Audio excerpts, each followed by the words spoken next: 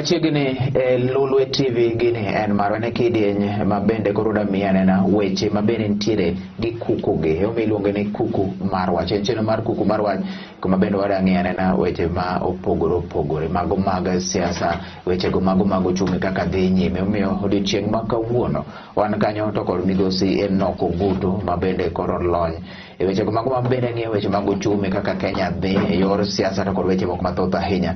Osekawo kinde ahinya nyaka nobed kod studio kae, omiyo kod odiochieng' ma kawuono luongo mar wang'iyane nikech sani bende kuma Kenya ochomo en mano mangima idho to bende siasa bende koro mako macha to en jalno bende koro nigi lony mar ng'eyo ni to kuma Kenya ochomo ni bende ochomo kanyo. Machiegni ahinya iluongo ni Jesse Omondi Elo Aron arwakni machiegni ahinya e chenro maka machiegni ahinya jatelo. Kamano machiegni Lolwe TV osekawo thuolo ahinya. Osekawo thuolo nyaka ni bi Lolwe TV kae. Tinde wita ok wite koro wayudi kendo wayudi sama owinjore. Kendo kamano ahinya machiegni. Wach ma bende koro mana kaka asewachono wadang'iyane na weche mag uchumi to kod siasa. Oh yes. Weche mag uchumi kod siasa nyalo bedo ni weche mag uchumi nyaka nyalo weche uchumi to kod weche mag siasa bende nyaka kaka wang'e ni wuok e kaunti ma Homa Bay. Mano bende nyaka wang'iyane to koro piny ochomo kanye ang'o ma bende koro dwarore mondo mi koro jopiny bende ong'e e yono makare ahinya. Wachaka ni weche mago mag uchumi. Piny Kenya ochomo kanyo chaka ne kanyo piny Kenya ochomo kanyo weche mag uchumi gi e thuolo ni king'iyo side mar japiny to kod government. Oh yes. Yes bwana Jesse, siasa uchumi omakore. Kech siasa ema determine kaka uchumi bende ne. Ya kaniti siasa marach. Uchumi bende ok bedo maber. So gimako ok nyal divorce, ok nyal separate gi. Now Kenya uchumi marwa to pod rach. Rach to kendo mbele kanyo ok ng'eyo kaka biro bet. To biro luwore gi siasa mabiro bet man go mbele kanyo. Rach nikech Kenya sani luongo ni middle income economy. Actually in lower middle income economy. To rach nikech chien kanyo ne wa tiyo marach, ne wakawo gowi moloyo kama onego bed ni wakawe. Kenya yudo kaka last year higa mokadho higa achiel wayudo bilion 1.6 on average.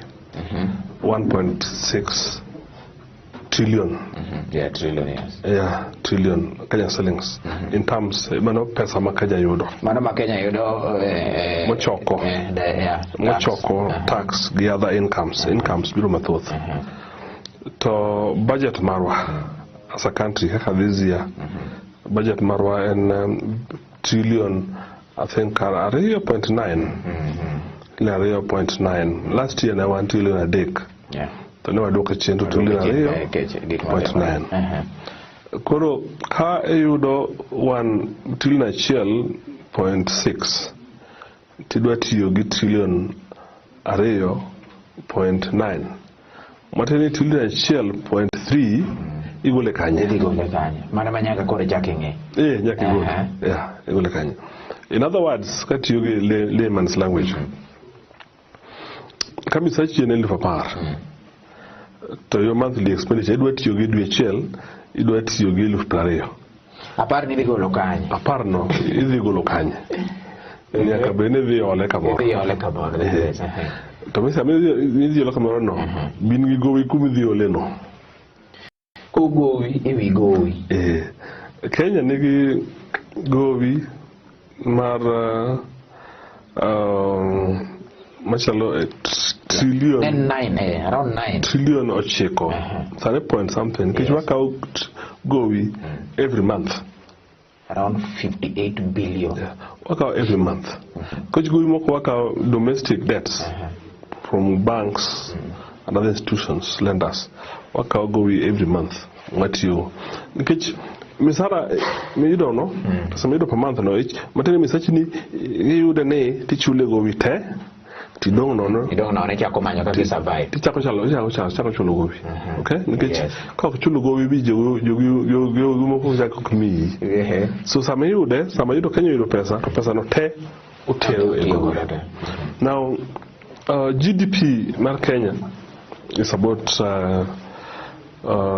10 trillion. To gowi to wan gi 9 trillion.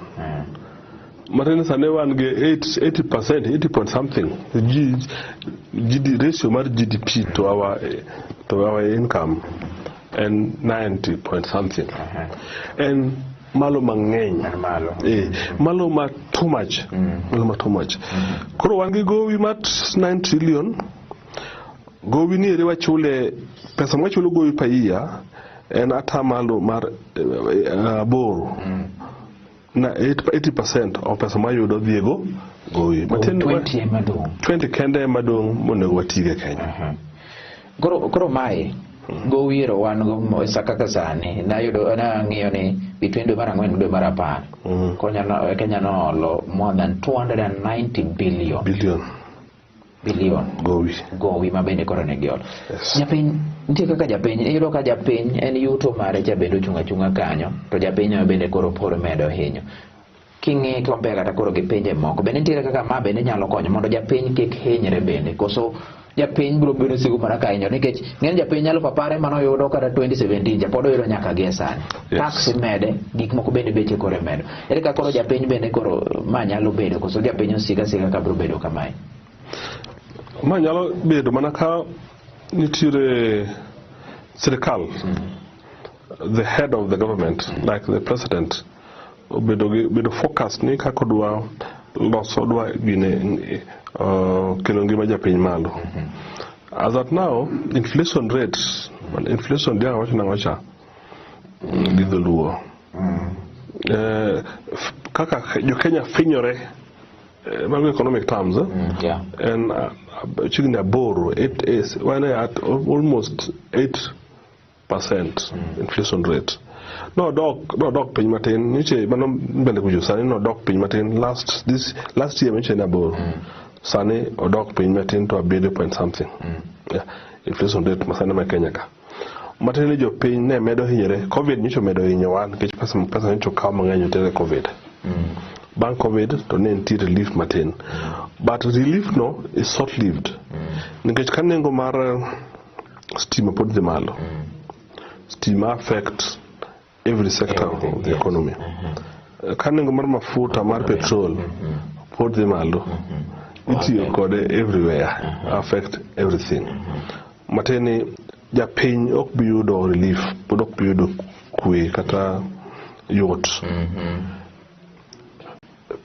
To wabedo mana blanda as a country pod wa blanda nikech the gimonego our heads, the head of executive team ni onego ne kaka create employment na japiny mondo timono yudumsa mondo koro yudumsa mayo kwatim.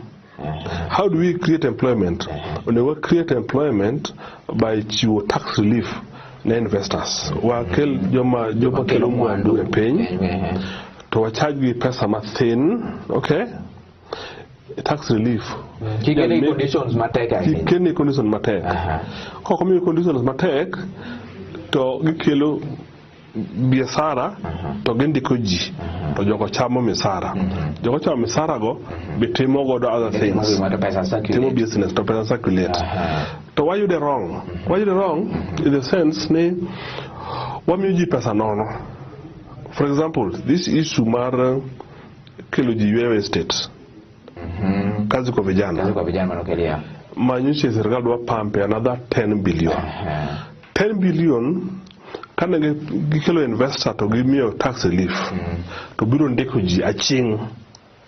To jogo koro produce kata gik mwa export bendo kelo pesa kendo to yo kelo pesa kendo to koro foreign exchange marwa koro mar Kenya the hard currency bedok piny koro gik ma kelo koro bedo cheaper to jibe chamo misara to ma jogi chamo misara nono estate yudo ka oket gi ne yo estate di piario yo buga chiel kata pesa nene to gido misara utiyo 2 hours to tieko to gi produce gi produce gima nyalo kelo ne Kenya any income, any gain.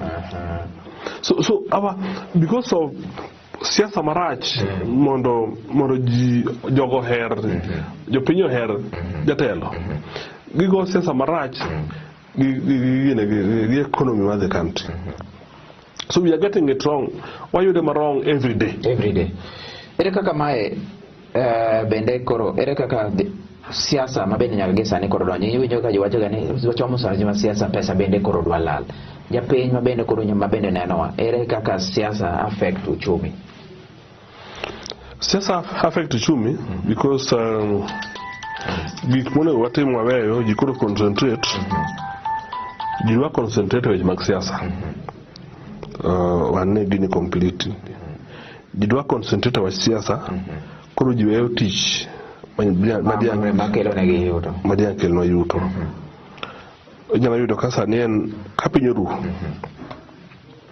kise kapiny oru sani kidhi dala wan joma ne obet ong'eno osebilo siasa mathin to kosane kedonjo to jongware te oweyo tich gibiro iri gonya mondo gonye koro giti stop tich kowinj ni gavana moro ng'ato moro gavana biro e kogo ji ok dhi e puothe ji mondo kuma gavana dhi bire kata ng'ama manyo MP dhi bire why nikech ang' yudo siling 100 to giwe gima dege timo madom miyogi siling mang'eny pesa mang'eny because sensa siasa samoro bet kata 2 hours kito jatelo mane biro ne jatelo mabende dhi biro kata saa 8 ni bende kata adek iwedhe chiro ya yes gimone gete makroni alacha iweyo gimone gidhi time puodho mondo dhi usi iweyo production level odok chien kuren handouts ten handouts no chak ken mana deputy president siasa marach miyo piny dok chien so politics and economy they together they together makoreko politics ge uchumi kata economy bende koro they together adwa ni waduoga ne wach kwanye mana ge kanyo ka waga moywe inkona ne onego ni waga moywe mathin mondo waduog wadhi nyime en chenro mar Kuku Mar Wach bende pod dhi nyime ka wan ka kod migosi noko gutu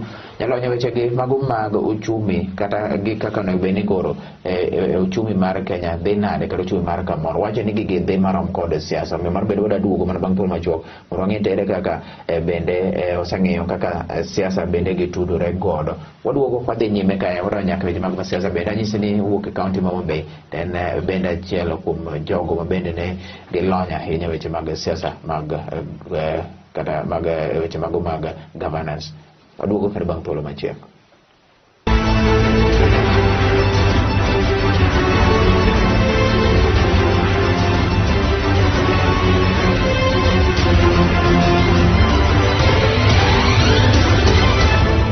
Machiegni kendo chenro mar Kuku Mar Wach koro pod dhi nyime mar gi migosi noko gutu ng'iyo kanyo uchumi wadadonjo ne weche mag siasa kapok wadonjo weche mag siasa nitie japiny ma kiwinjo ga wacho ni sani siasa dwa biro jo siasa lal gi pesa bende ginene dies bende wadwar mondo kaka ijaloje ni siasa sani pesa dwa la jo siasa kawo pesa kano ma bende adier en best statement matruko so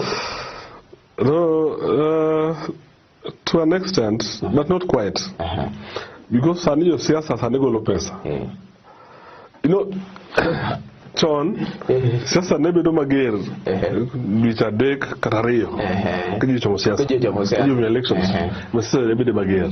This time, ochako bedo mager 1 year kapok ochope kura. Ochopo ya. To dhano ringo manyo pesa. Jo siasa ose release pesa. Onge ma gibiro release kendo. Sani sichako release.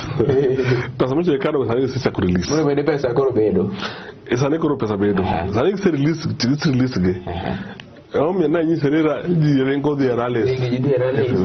Koro tich mondo bende notimo. Owe. Odhi kawo 100 cha. Odhi kawo 100. Morito for 5 hours. For 5 hours. Yakotieno. Ben koro pesa dok lal. Koro ken ne ja siasa ema lal gi pesa. Gin ma gionge pesa nikech ji anot ogitine pesa. Pesa miyo gi siasa just 100. Ya chiel kata 50. Tero no kutiyo a whole day. Ang no pesa kanye. Okay.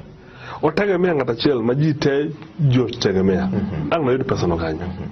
Now eno ka jo siasa madongo Uhuru gine ywak, Raila gine ywak ni jalup ker nochako siasa chon kendo marach. And siasa nochako no they affect the country generally as a whole.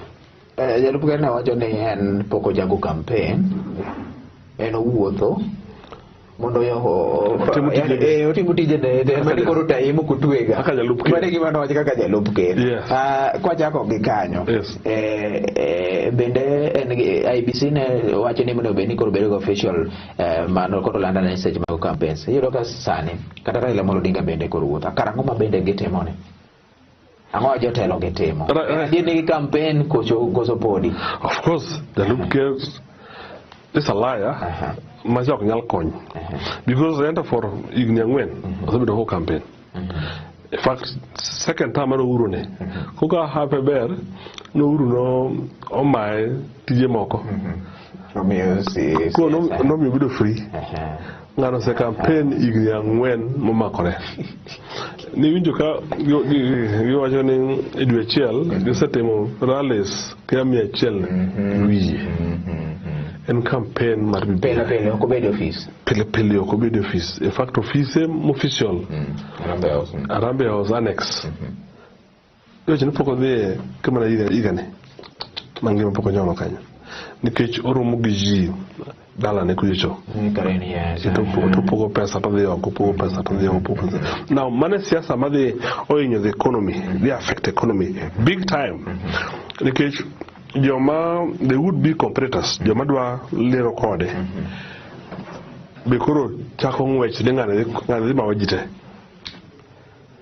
they have to join. Raila have to nyaka campaign.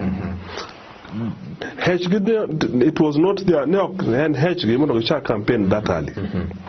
But nikech ngano cha campaign early ochala loro pa de ngwene to ng'ato chako ng'wech matek kabisa ng'ade 100 meters to unu huchara ni udwa chake mos mut for 2 laps udwa timo mos mondo koko be med speed bell kata 3 laps udwa timo mos the 4th lap we made ng'wech to uto the first lap ni to ochalo ng'ama luoro nyako med speed nyako med speed mane gima sane joge notimo ko yombi ga lap achiel to mano dhiyo to okoyo kibijo el gima sane notimo sane momiyo even MPs governors senators be chako siasa machon ni jalup ker ochake too early. Now how sincere, he's so dishonest, he's so insincere. Ko wacho ni poko sa campaign to every day to campaign or campaign pele. So it tells you the person mawadil go as a country. It tells you ngat majo Kenya do make a choice ni yero as a country. Just say it will be a disaster. Ko yero jalup ker as the next CEO mar Kenya kasani. It will be a terrible disaster. Paneno wachone beno bwang'ane kedo di chieng machielo. Wang'ane na koro duga ne county ma Homa Bay. Wachagi wach nomination. Nomination ni winjo ka ODM ntiere weche ni samoro ibro dhingi iye ikawa ang'owa.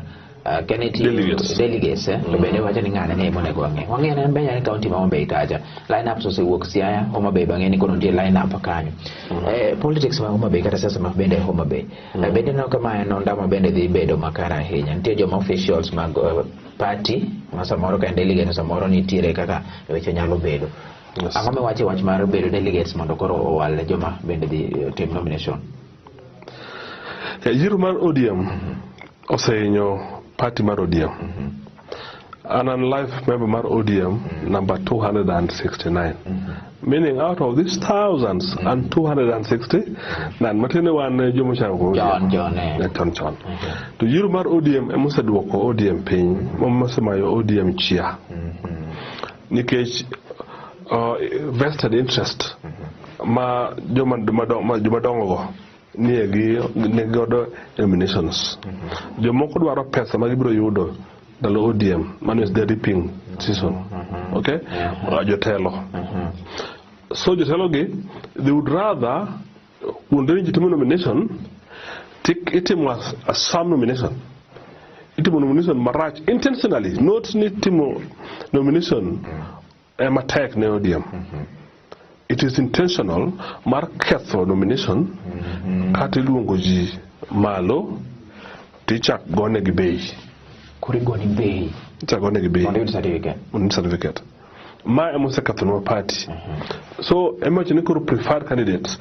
Tingeo ni osechok pesa mar candidates ma nomination. MPs chulo 250,000 mondo mimi nomination. Koro kaun MPs pilario in a constituency. You can see pesa muchoko for nomination. Ka nomination ubende onge. Kato jite ochamo Orange House jite menye certificate. Certificate ni morone nitiri jo teko moko. Muse geni ngane mwadhi miyosa certificate. It's a fraud. Tugini kakoro podi di nyime kamae. Bina no kasamoro di affect Ungi county mama bay, mabende group peka hinya, governorship, takata kombe moko. Ineno ka samoro bende independent candidates nyati bedo mbele kai. Do bit, talk the bit. Sanegi propose negi the kadho check ni monde bed an independent candidate. Nyaka bende set signed from party married 3 months prior. Mabedo dibedo possible. Nikech nomination edwa by the end of February or so March. Nomination in March. And then April. In April. And from May, the IB's was 3 months notice for elections made the team in August. Okay. So can the ODM party nominations in April to Yombi. Tokenya Veka independent. Nikech Pokne Yakris hand from your party 3 months before Kapuke when you certificate Michel. Oh, okay. But that time no the better shots. You get time. You don't even have a week. You don't get time. So Kenya the independent money don't. Tinya you can Koro chon kane chon charo ne bel kech kane umayi githwon nikech jomoko maloka the independent to your pain year because and haki ma your pain mondo ge jotendge and haki ma your pain mondo ge jotendge to ma nyal mai ko sese mai to your pain bi onge time monge chance mari yiri another party mano wach nyorum ko your pain nyaka de manage ngat joma ne ochunka mabe ma joma no chunka kata gidwon bura maro machiel dong gime wacho ni dong samoro nyalo kelo ne ODM bende waneno gima notimore Ugenya waneno gima notimore Kisumu is the independent the joma nigi maonge ODM bende no samoro koro ng'e focus kanyo mabe to kod counties moko bende no samoro mai duond bura moro samoro nyalo bedo nikech samoro japiny bende wacho ni oyo ng'amo kelno ODM ne okwadwa to ng'ane mabende koro da yiero samoro ma bende nyalo kelo chochni machal kamano. Beautiful girl, Georgini. Yeah, but one for Uganda, Onagi. Yes. They were here because we were our leader, Mandela Mono. Yes. What am I going to do? All of us. In fact, almost every Jalu, Domo Teraila. So my order, we don't want to leave our house. So Oruka ida monde iude gimoro. Okedwa ne dhie party moro machielo maok maru.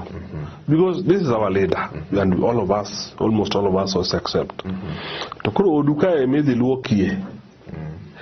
Koro kose luokie, effect bodhi kelo ne party, kose luoki maler, kato keno lori dhot kumidhi onge in kanyo. So the best minyalo timo kai each out of each one. Eni koro kedhi gocho to that party. Kata the inside jogi mondo gochne party machelo out of anger.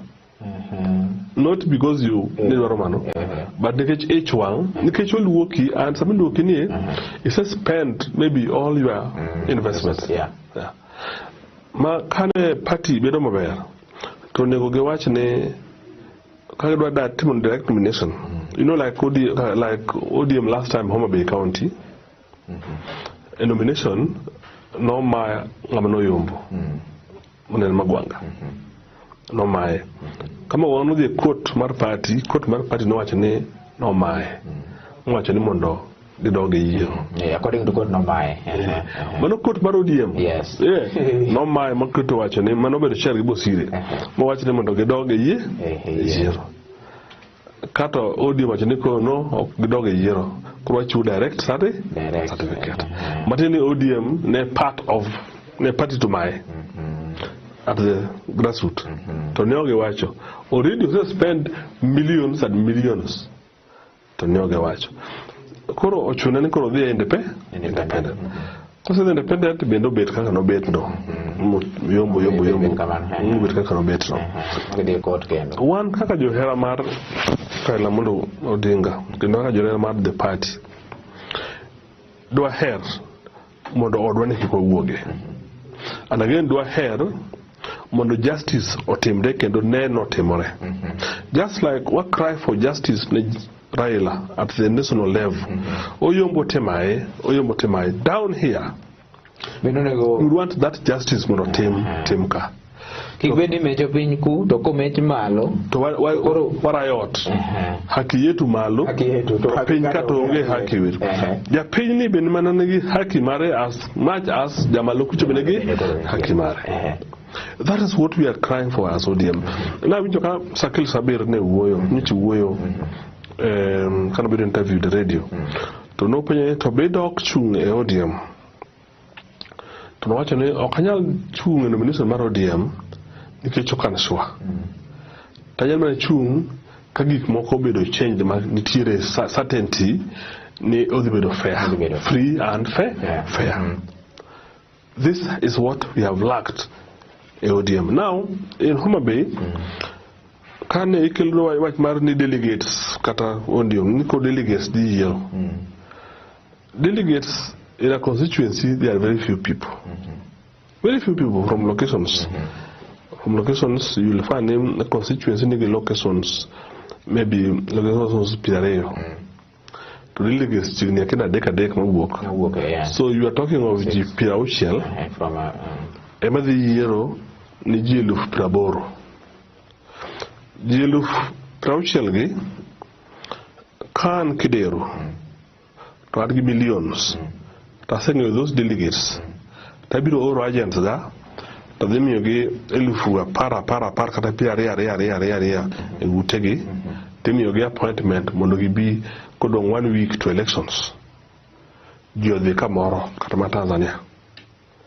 Kuro kata Mombasa unyisini ose ngadi fair everything ose mi pesa mo se mi wele jo yala ni gidi Mombasa igudi kuno mar 1 week ijo iguti ni kinyete mo nominations to se ni kujubo se mi wenus mar pesa mi lu prabiche biche kero modo lu prabiche be mi ubang elections ditamri not because yero ngani but because ngani omigi marbe chamo nyithindi mongi mitiyo ne malich. Now that is the situation makoro delegates tiketwa bende ok ne kare makoro bi ok ne kare against the wishes magjo piny gino be bana universal suffrage jo piny oyier ngat magedwa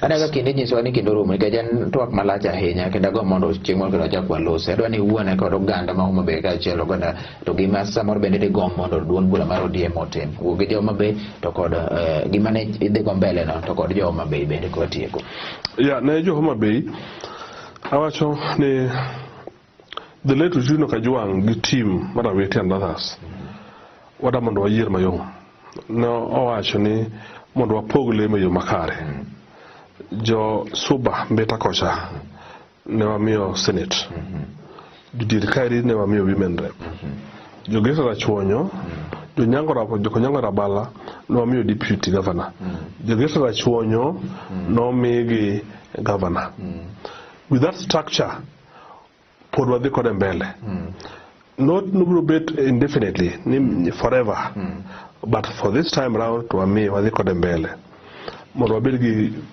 yiero makwe nikech wase lose higni 10 mane ok odhi maber kwa dwaro mondo at least wadhi wayude matin from devolution to wabeduru mos kik wakel gorruok gi guns ma already jo Homa Bay joma chung governors haya magojo wetegi ka So I wish a peaceful campaign for Mabere County mondo mi wa benefit from this devolution mane jaduong okelo ni. Ne jo Kenya wadwok liet mar siasa piny. Ne jo Kenya mduto, please lao jo siasa kuma gidhie very early mondo yud 150 ok ber. Watiure puothewa ka nitie ng'ama nigi siara mas gine maber, manifesto maber, to wang'iye from his past giminyalo timonwa, to not because of pesa modhi miyowa wafukowa. Erokamano ahinya. Mano bende duol Enoch Ogutu ma bende ne wantiere godo Chenro mar Kuku Mar Wach lero gik mathoth ahinya kaka en nitiere nikech en gi lony e wechego mano siasa to kod economy kata politics and economy, uchumi to kod weche mago mag siasa e pacho ka gin gik madhi marome miyo nakele ka nikech en gi lony e weche ma kamano. Bende chopo e giko mar chenro mar Kuku Mar Wach kete mana kanyo nikech Lolwe TV nigi chenro mathoth ahinya. Oriti masani nyinga Jesse Umondi.